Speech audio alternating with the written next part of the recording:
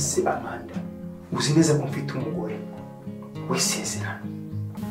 Ntabwo nagusabye kumenya umugore wawe. Kinashaka ni ukurya amafaranga yose n'imitungo yose akayigarurira ngo warishakira cash gusa. Arashaka kurya amafaranga yarwe. Nta nubwo ushobora kumfasha mu bibazo mfite, icyo ushaka ni amafaranga gusa. Wese witaye kuki?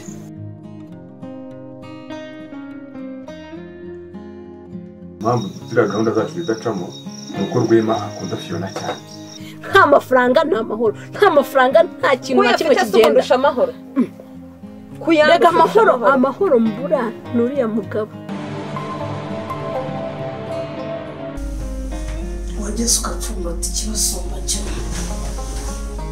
Uvuze ngo Gina se ni umugoranye kuryo mupfumbata? Ni umugore muturanye. Numva kumupfumbata nta kibazo cyawe kiri. usasa inzobe ubwire madame uti ikitera ibi byose wumva nibihuha ikibitera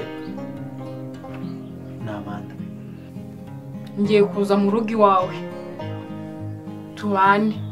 Umugore ngenda mukunda.